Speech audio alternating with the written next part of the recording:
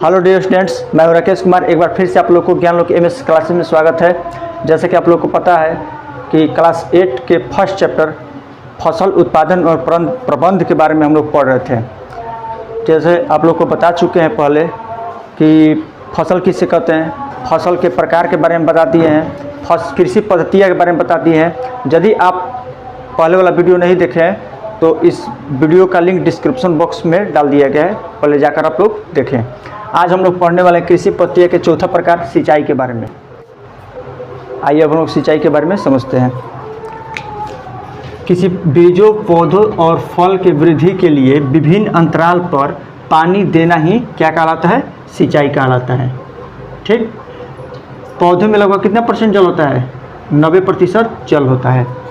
जैसे समझ लीजिए कि हम लोग खेत में फसल लगाते हैं तो अगर उसमें पानी की कमी आ जाती है तो उस फसल को पानी की पूर्ति करने के लिए विभिन्न अंतराल पर हम लोग क्या देते हैं, वहाँ फसल को पानी देते हैं। पानी देना ही क्या कहलाता है? सिंचाई कहलाता है।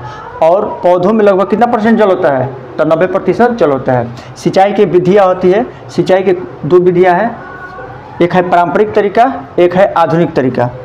पारंपरिक तरीका का मतलब होता है कि जो हम लोग को पूर्वज जैसे खेतों में फसल उगाते थे वो यहाँ समझना है, और आधुनिक तरीका जो मैंने वर्तमान में चल रहा है। तो आधुनिक तरीका के 2 भाग है, एक छिड़काव तंत्र है, एक ड्रिप तंत्र है। तो आइए हम लोग सिंचाई के विधिया के पारंपरिक तरीका को समझते हैं, फिर आगे बढ़ते हैं। पारंपरिक तरीका: कुओं, तालाबों एवं नहरों से जल को निकालकर खेतों में मोट, इसे हम लोग घेरनी बोलते हैं, चेन पंप, ढेकली, रहट तंत्र से पहुंचाया जाता था।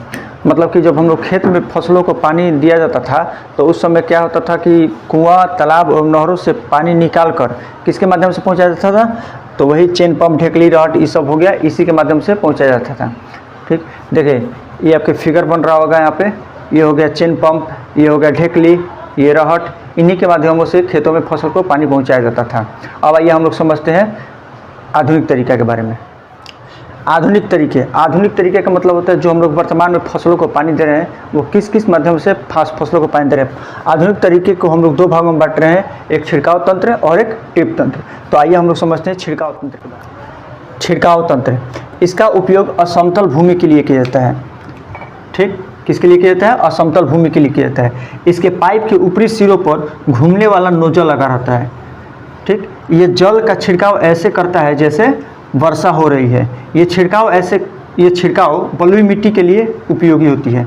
ठीक, देखिए छिड़काव तंत्र का उपयोग वहाँ किया जाता है जहाँ ज़मीन बराबर नहीं है, थोड़ा मोड़ा मतलब ऊबड़ खाबड़ है, वहाँ पर इसका छिड़काव तंत्र का उपयोग किया जाता है। और इसके ऊपरी सिरों पर नोजल लगा रहता है और ये ऐसा फसल को सिंचाई करता है जैसे लग रहा है कि वर्षा करा रहा है। ये देखिए, ये है छिड़काव तंत्र, यही छिड़काव तंत्र है। इसी के ऊपरी सिरे पर जो नोजल लगा रहता है वो वैसा फसल को सिंचाई करते हैं जैसे वर्षा करा रहा है। ठीक, अब हम लोग समझते हैं ड्रिप तंत्र के बारे में। ड्रिप तंत्र, इस विधि में जल बूंद बूंद करके पौधों की जड़ों में गिरता है, अतः इसे ड्रिप तंत्र कहते हैं।